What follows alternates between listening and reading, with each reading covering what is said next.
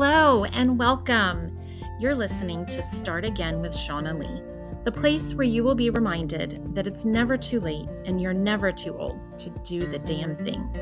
So stick around if you're ready to vibe higher and be inspired to chase your dreams. Together, we will uncover your soul's truest desires. Now, if you're ready, let's get started. Hello, everyone, and welcome back to another episode of Start Again with Shauna Lee. And today I have brought you a new friend to introduce you to, Gayl. She is going to tell us all about this, but she is a Chakradance facilitator. And I can't wait to learn more about it. But first, Lauren, thank you for being here. My pleasure. It is very nice to meet you. And I like to kick these off by asking you to do a quick little intro. Tell my audience, if you would, who you are, what your business is about, and specifically how you have embraced this idea of starting again. Okay, my name is Gayl. My company is Gayl Creative Arts, and I am a Chakradance facilitator. And for the people in your audience who have no idea what chakras are, we'll start there very briefly. We all are energy. Everything is energy. And as humans, we have what's called chakras or energy centers. We actually have about 144 chakras all over our body. If anybody's done acupressure or acupuncture, those practitioners, chiropractors, they're all dealing with energy centers in your body. In Chakradance, we deal with the 7 main chakras that go from the base of your spine to the crown of your head. And chakras, aka energy centers, are where we as humans hold all of our pain, trauma, and fear. And when something happens in our lives that creates pain, trauma, or fear, it creates blockages in those energy centers, and our energy can no longer flow. And we become overwhelmed with limiting beliefs, and I can't, and I won't, and I shouldn't, and all the things that we tell ourselves, in addition to a lot of physical trauma. So blocked chakras create mental, emotional, and physical pain in our bodies and ripple out into the world around us. Oh, yes. Okay. Chakradance is a chakra healing modality. It is a very unique combination of chakra-specific music, dance or movement, guided meditations, and mandala art that come together in this very beautiful, elegant, subtle way of healing that allows us to include our bodies in the healing, which a lot of other healing modalities don't. A lot of them are going straight for your head, like therapy or NLP, or millions of things are going just for your brain. So you're having to filter through that. And but Chakradance allows you to embody the healing, release that pain and trauma, and become the joyful being and extraordinary being you were born to be. So that's what Chakradance is. I love it. And then how I got involved with all of this, I don't know, it may have come up on your podcast before me, but a woman named Julia Cameron wrote a book, It's Never Too Late to Begin Again. Have you heard of that? I have not. And I feel like this was like the basis for this podcast. Right. So you really, you and your followers might want to check that out.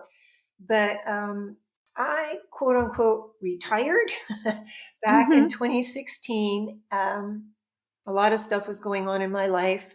And I really needed to get a grip on what's next. A lot of us we're all kind of trained to say, oh, when I retire, life will start, blah, blah, blah. But really, most of us are so tied to our occupation, our identity, our who I am in the world with our work, that when that stops, we have no idea what to do. Yes. And Yes. many years ago, I found Julia Cameron when I was at a very dark place in my life, and she had written this book called The Artist's Way. And it's Oh, I have that on my bedside table, actually. Well, Julia also wrote It's Never Too Late to Begin Again. And back in my 40s, I worked through The Artist's Way, and it it started my healing journey, to be honest. It allowed me to get back in touch with who I truly was as a creator, a creative being. Well, when this transition happened and I found myself in a new place with nobody and nothing, which is a whole other story you may want to get into. Yes. But I found her book, It's Never Too Late to Begin Again. And I put a little ad in the local Facebook groups, and I found three women that wanted to do that 12-week workshop with me in my home. And so, Oh, what a great idea. yeah, we met once a week for 12 weeks and we worked through It's Never Too Late to Begin Again. And as a result of that, I got back in touch with a lot of things that were important to me. I removed two extremely toxic people from my life, and I found Chakradance. And I had been part of a conscious dance community in the San Francisco Bay Area before I moved here to Washington. I couldn't find any form of conscious dance here. And so I decided to become a chakra dance facilitator myself so I could practice. And now I have the opportunity to share that with people everywhere because for the first time now we can offer it virtually instead of in person. Oh, that's great. Well, and I love every single time. I will never get tired of hearing these examples of people who see a need not being met and decide to go out and build a business to meet that need, which is exactly what you did. Well, there was no way I was going to be able to dance unless I did it. Yeah. Yeah. Well, and so I am very familiar with chakras and energy healing and everything that kind of goes into that. But this idea of tying it to dance is new to me, but it totally makes sense because movement is such an integral way that we can move energy out of our bodies. Mhm. And we are all creative beings. I love when people say, "Oh, I'm not creative." I'm like, "Yes, you are. You've just lost touch with it." But dance is a really excellent way to tie movement and creativity together. And when you're circling all that around energetic healing and balancing chakras and unblocking chakras, I think that that sounds amazing and beautiful. And I cannot wait to see this in action. And I need to see if there's anything here locally that we do that way. I will Well, have to look you into it. can, if you're looking for a local chakra dance facilitator and you want to try live classes, first of all, there's only less than 1,000 of us in the world. So chances of running into us in person are pretty slim, but you can go to chakradance.com. That's the main site. Natalie Southgate, who's the founder of Chakra Dance, that's her site. And she has a thing there where you can put in your geographic area. And if there are any local chakra dance facilitators, then it will list them. Uh, but now, as I said, we are able to offer chakra dance virtually. And I just started my first iteration of that, the first 9-week course. It's Chakra Dance to Heal Your Life, a 9-week journey back to joy. The first one just started on the 23rd of June. So for 9 weeks, I'll be working with my participants and we'll be dancing through the chakras, a different chakra each week, and the guided meditations and the mandala art and a chakra activation. And there's a self reflection PDF. We have a community. I do all that through an app, my app, which is called Dance, Celebrate, Heal. And how can people find that? The best way to find out about chakra dance with me is to go to gaylcreativearts.com, and Gayl is spelled Gayl. That is really where I'm really in the process of updating my website, but you'll find information there about chakra dance. If somebody wants information, they can email me and I'd be glad to send them information. Natalie's site is really about chakra dance as a whole. And that's where she is working to gain more Chakradance facilitators. Oh, okay. Well, good to know on that regard. One of the really big components of the reason behind me starting this podcast was I just want to see more examples of women building women up and supporting their businesses. So Mhm. that's a really big part that is important to me on this, is to help benefit your business specifically because you've taken time out to speak with me. So I definitely want people to know how to find you, especially since you're in a different part of the country and you're offering virtual classes. I think that's amazing. By the time this episode airs, you'll be midway through your current session, but people can definitely get on your wait list or find out how to get included on the next one. Yep, the next one will be starting on September 1st. Oh, perfect. Yeah. Excellent. So when you look back on your story, you've alluded to it and touched on it. By no means do we have to go into details, but I love all the details. Happy to share. But it sounds as if you have your own amount of pain and meandering through the journey that we call life. When you look back on your particular story, what do you think inspires you most about it? I think a big thing is why I chose the market that I have chosen. And the market that I've chosen is people playing small in their lives. Mm, I got goosebumps Yeah. to that one. And the reason I chose that market is what informed my life. And especially since I've been like really starting to promote my business, I've had to get into a lot of extremely authentic communication about myself. Oh, yes. Oh, for sure. And I actually hired a coach to coach me through that because touching on some of those things a few weeks ago just would have had me hysterically crying at this point already. But Oh, wow. in my life, I've always been told I'm too much. I was six Oh, feet tall by the time I was 15. I was speaking when I was 8 months old. I was reading when I was 3 years old. I was wow. intimidating people from the moment I opened my mouth. And most of my life, I've been told, stop, stop, be less, be less, be less. You're scaring us. You're intimidating us. You can't do this. And I took that in to mean that unless I was extremely less than what I really was, no one would ever care for me. No one would ever love me. I would never fit in anywhere. So I tried, I I've been having to write about all this recently. So I Mm-hmm. essentially, from the very first time I went to elementary school, I learned if I achieved at my rate of achieving, I would be ostracized. I would be shamed. I would be Yep. told, get out. And so I learned very early to underachieve. And, Wow. um, but I still was me. So there was this huge battle going on all the time in me.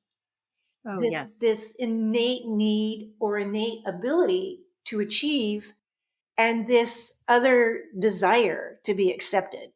And it messed up my life completely in so many ways. I mean, just so many ways. Really horrible Yep. relationships. I've been divorced twice. I've been writing, I've got a big business background, and I've been writing articles for LinkedIn about chakras in business because that's Oh, really, I love it. Oh, my when gosh. people are playing small in their lives, they're impacting the companies they work for in very negative ways. And 100%. it wasn't until I started writing these articles that I realized what a negative impact I personally had been, because I was one of those people that would come into a company and I used to say people would look at me and see dollar signs in their eyes Mm. because I was great at sales.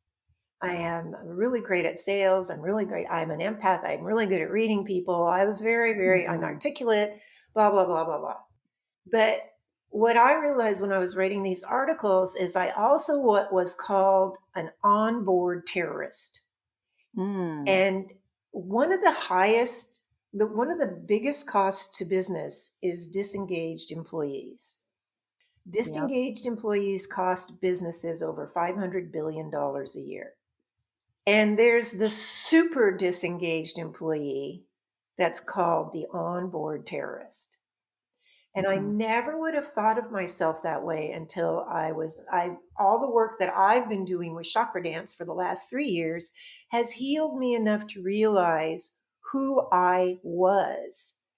And I Yeah. now feel like I owe a lot of people a lot of apologies. Sort of like AA. I'm sorry.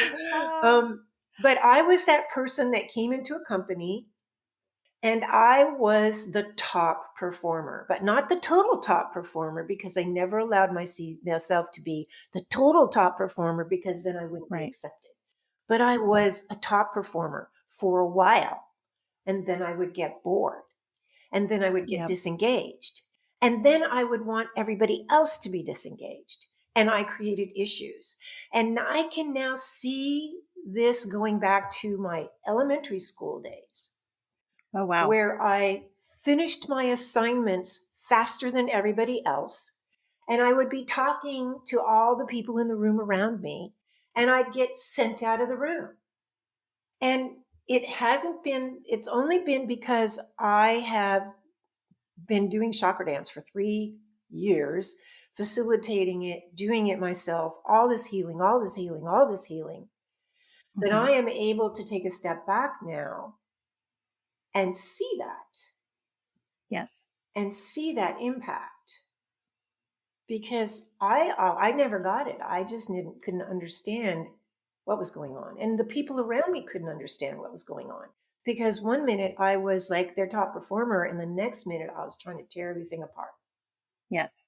Well, that takes an extraordinary amount of self reflection to get there, which is incredible. There's a lot of people who never get there, but it does yourself a disservice not to reflect, but to be able to do that amount of healing and get to that point is impressive. So I never kudos would to have you. been able to do it without chakra dance. I've done all kinds of therapies in my life, believe me. I was very, Hmm. very, very messed up. But so the whole playing small, there's so many ways to play small. Self Yep. sabotage, imposter syndrome, underestimating your own abilities, people pleasing, all Hmm. of these things, saying yes when you mean no.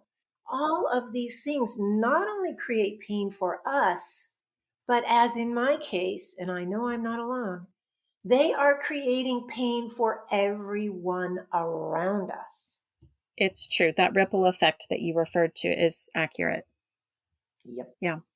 Well, and that's an interesting question because or it's an interesting point because I've had people close in my life kind of witness this healing journey that I've been on. And it's not all rainbows and butterflies.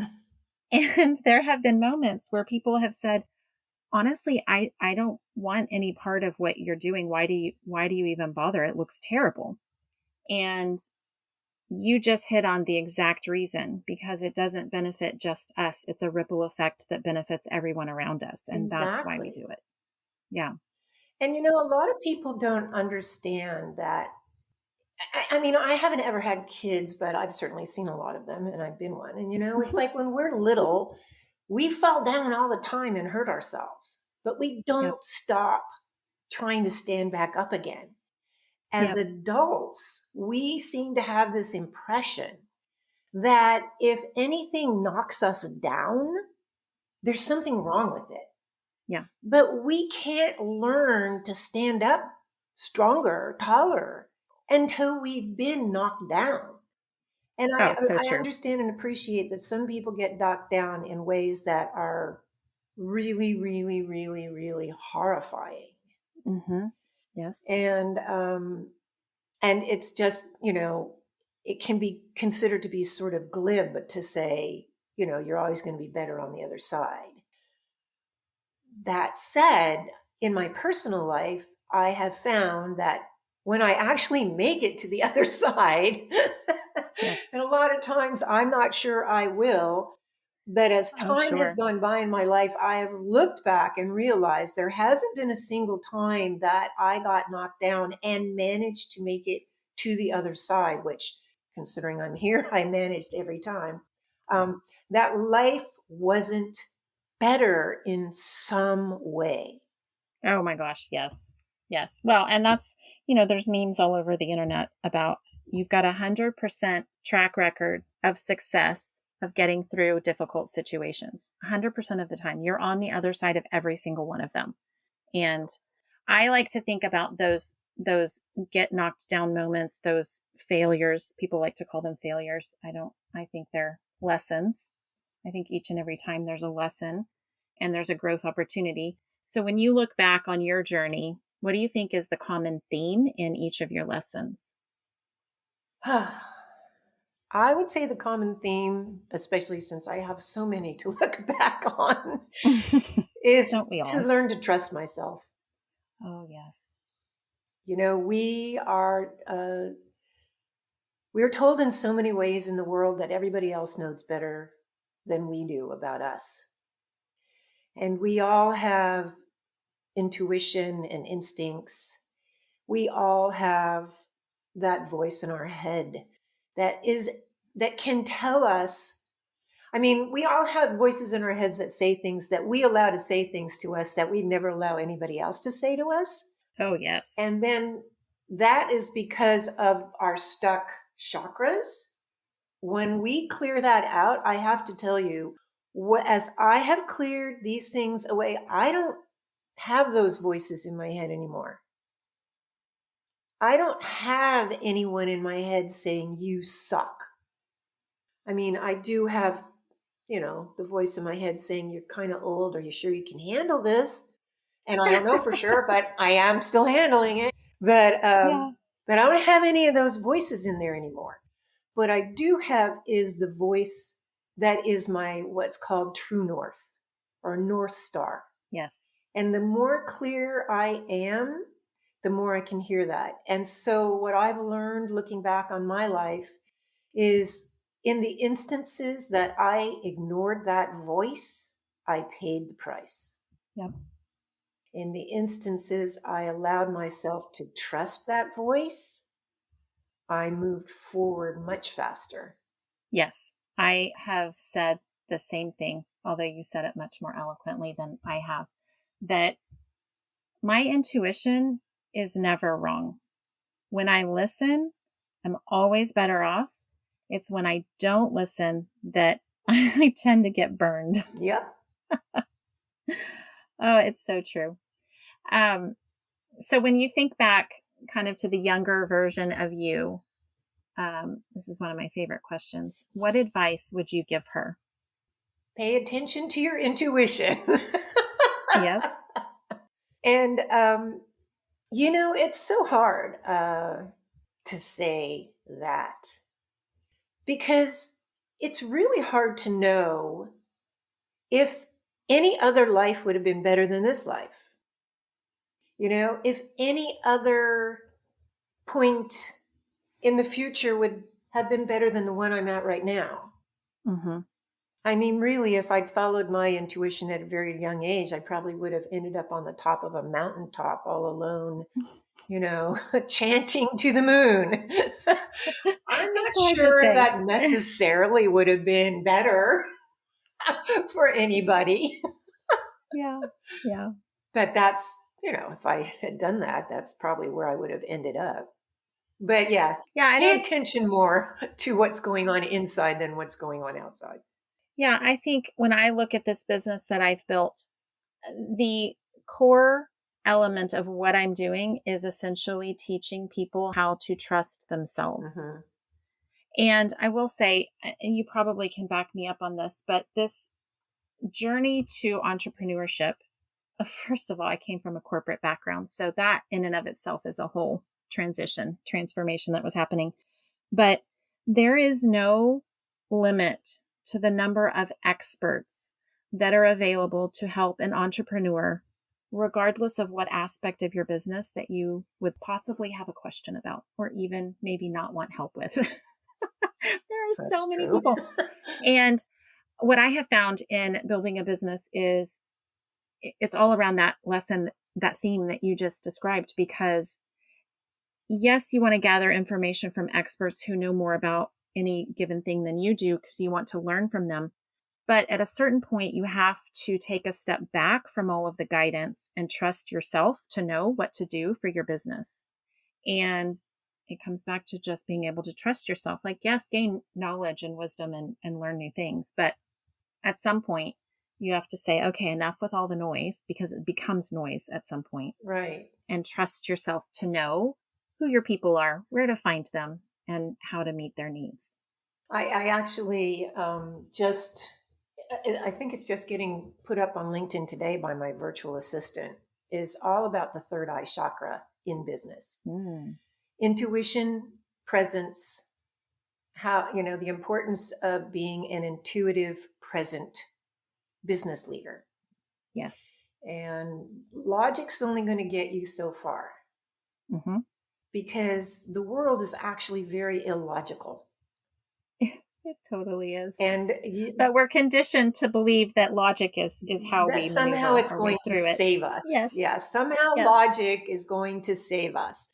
The thing Uh-huh. about that is there is no logic unless you're a machine that isn't informed by beliefs, Yes. values, and your filters.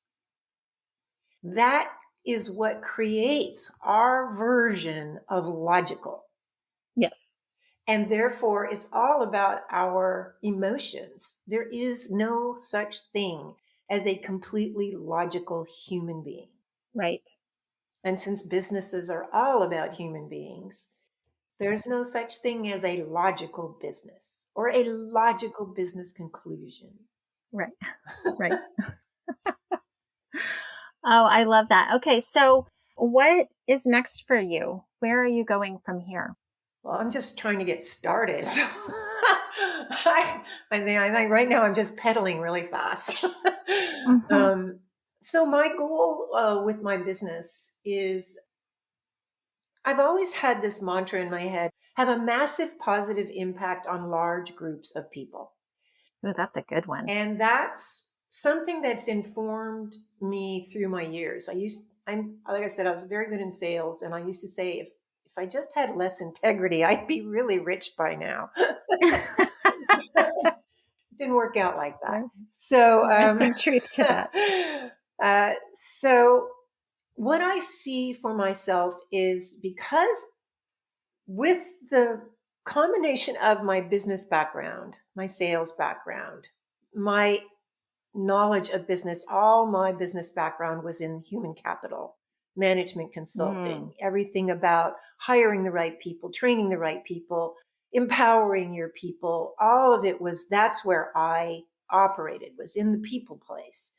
hmm. Um, one of my top humans, they always, everybody always like, if you could have dinner with anybody, who would it be? And mine was Peter Drucker. I don't know if you know. Oh, Do you know who I Peter? don't know him. Peter Drucker is considered to be the guru of modern management. He was Oh, the okay. first person to say you need to treat employees like volunteers.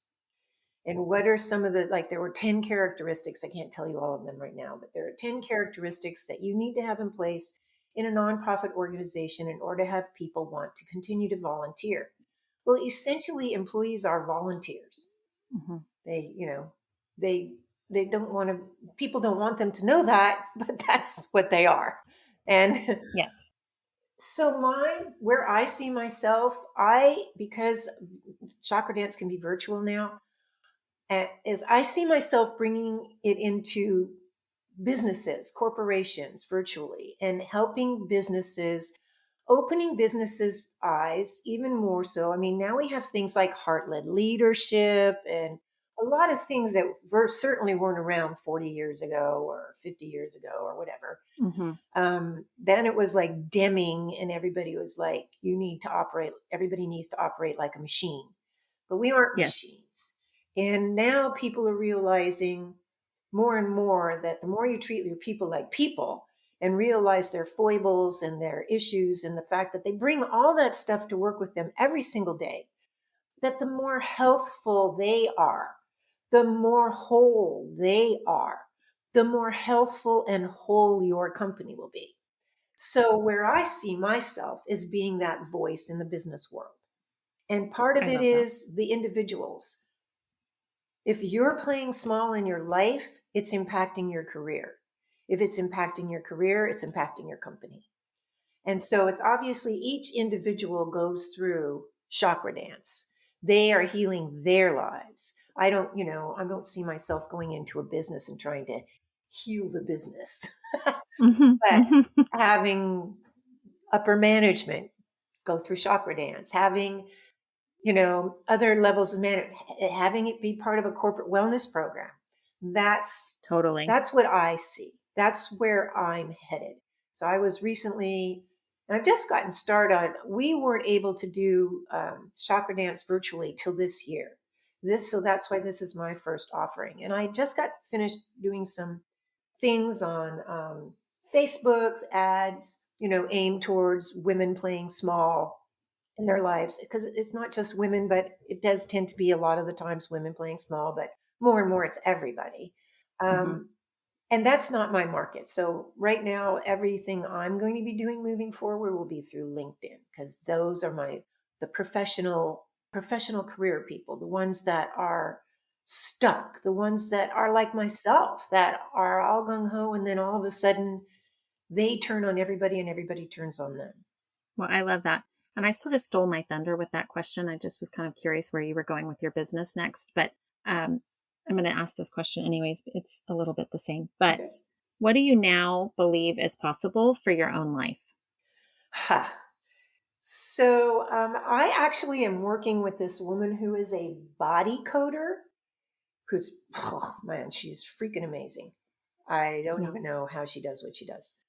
But she gave me a mantra yesterday that is, the world accepts me and all forms of my magic. That's a And great one. I think moving forward for me, I feel what I would love for myself and what I'm working towards for myself is to be able to drop the barriers that I've had around myself forever. The "you're too much" barriers, "we can't see you" barriers, "we can't stand being around you because you remind us of all these things we don't want to know about ourselves" barriers. Yes. That's a hard one, by the way. Right. But when you're a little kid, you don't know that. You don't know. I've been getting that my entire life.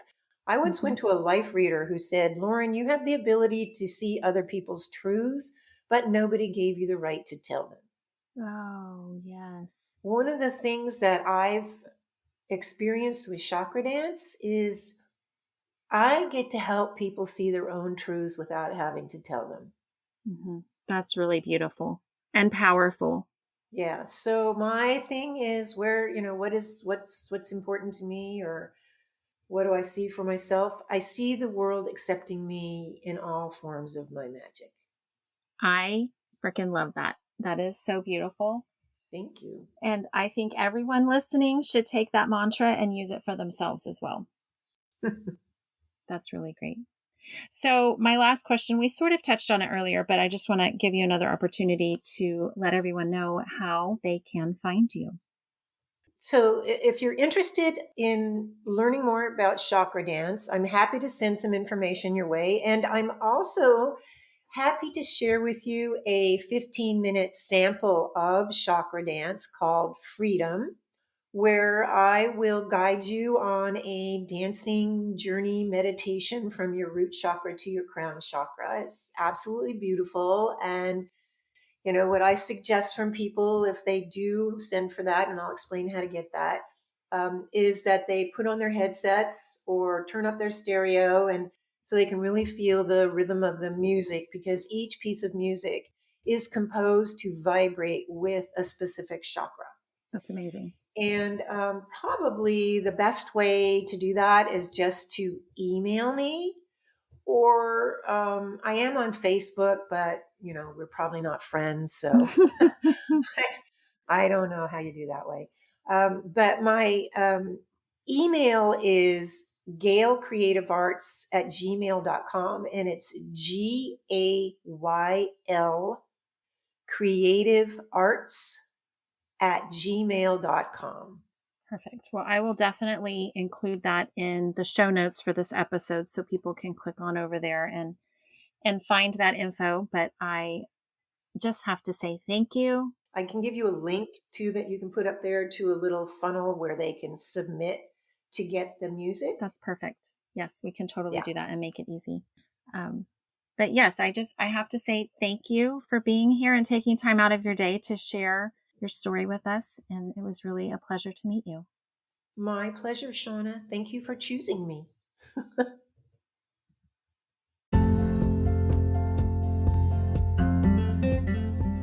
Okay, listen. Are you struggling to find what your true purpose really is?